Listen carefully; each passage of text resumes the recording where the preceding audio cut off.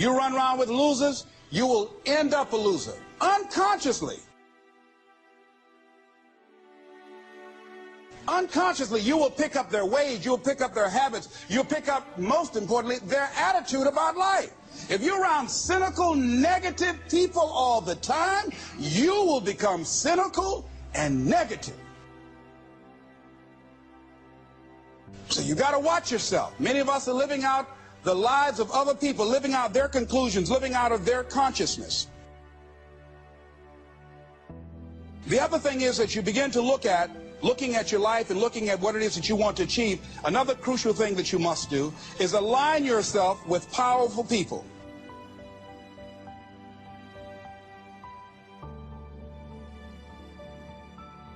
Align yourself with people that can encourage you, people that can empower you, people that you can learn from, people that you can grow from.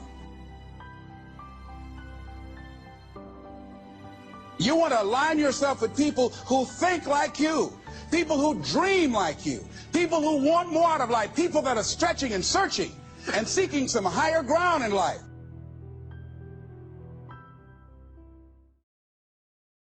How you got from playing, you went to, was it St. Paul College? Yeah, correct. See, a lot of y'all, the reason why you let people get away with stuff because you ain't paid for it.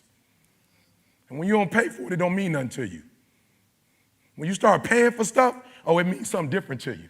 When you start paying for stuff, somebody say, in America, everybody should go to school for college for free. I'm like, I feel you, but I don't know about that. I don't know if I want to pay for somebody to go to school. Not because I don't want to pay for them to go to school, but sometimes when people get stuff for free, they don't treat it the same. When it ain't they sweat, and it ain't they blood, and it ain't they tears, they treat it differently. So if I knew a kid was going to go to school and take it serious with the money I gave, I don't have a problem with it. But I see you skipping school because you ain't paying for it. I see you not taking class serious because you didn't pay for it. So that's how I got the start. So right out of college, I was the JV coach at Plainfield High School. So my second year, I was coaching against Kyrie Irving, and Chris. My team, you know, we had a couple Division I guys, but you know, you see an NBA pro when he steps on the court, and we were the #1 public high school. So you know, different level, yeah. Different level.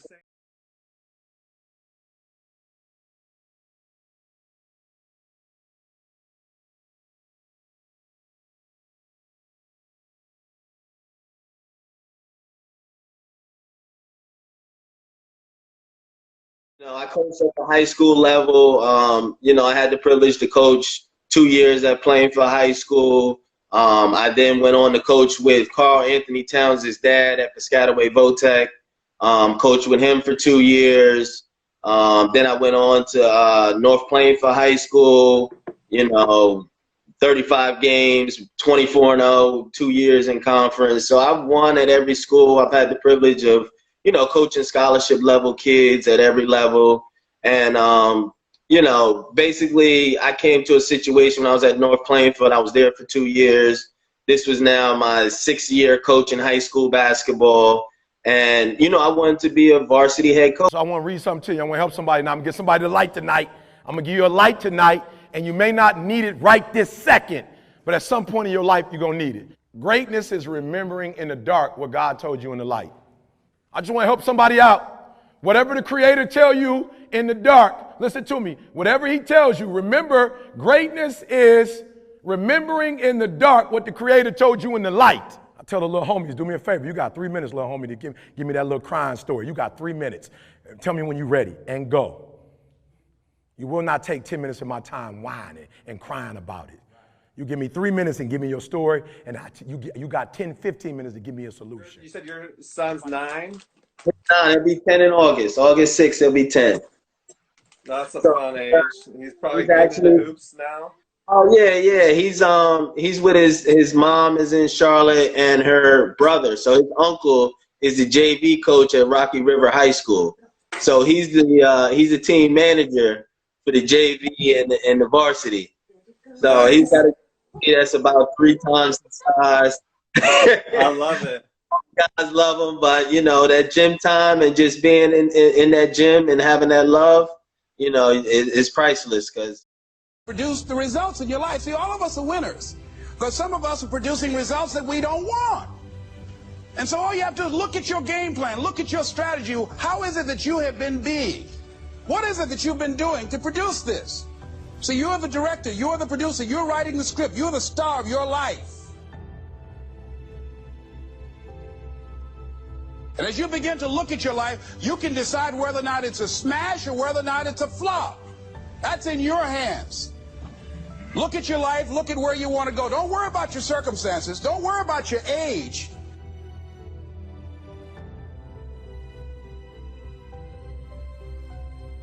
If you want to make this your decade, you've got to start saying yes to your life.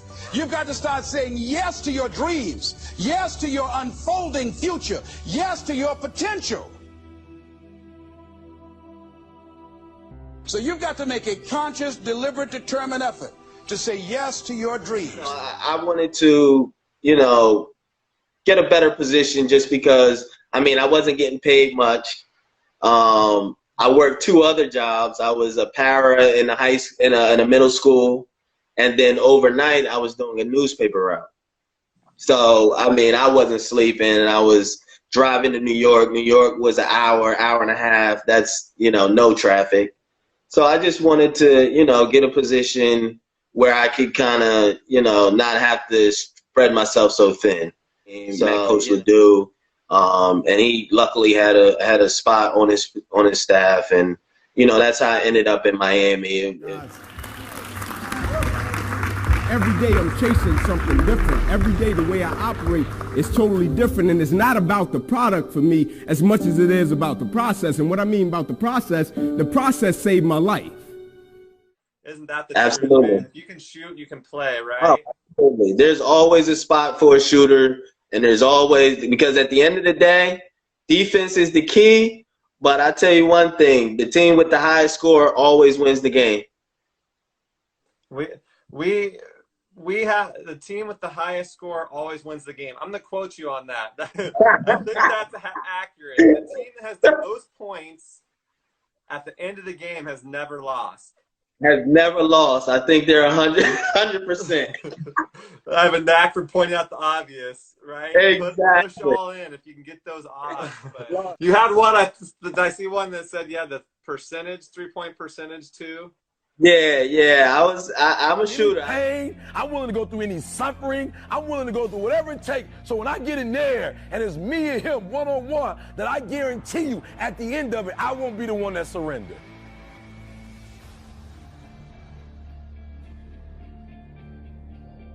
Exactly. That's what I tell guys, man. It's just focus in, man. Snap that wrist and put that hand in the rim, you know. You both got friends out there. You both got people who invested their time and their resources and their wisdom, and you both got guys out there who at the end of the day want to smile, but at the end of the day, the person that will surrender is the person that didn't work as hard as the other person.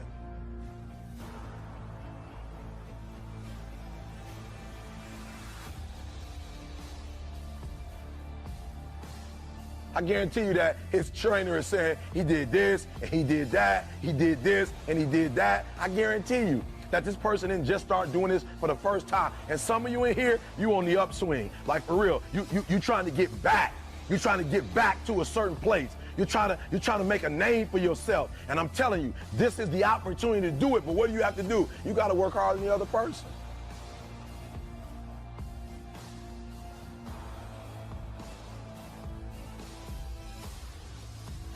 No one could have convinced me that I was able to do this. We have the power to change our personal history, changing the direction of our lives, changing our thoughts, changing where we want to go, exploring new horizons.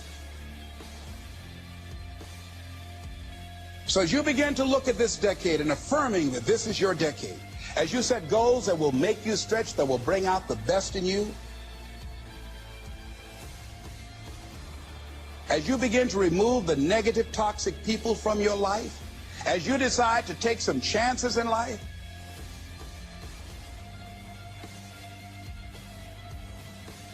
And that's one of the things that's very important. Viscott said, if you're not willing to risk, you cannot grow. And if you cannot grow, you cannot become your best. And if you cannot become your best, you cannot be happy. And if you can't be happy, then what else is there?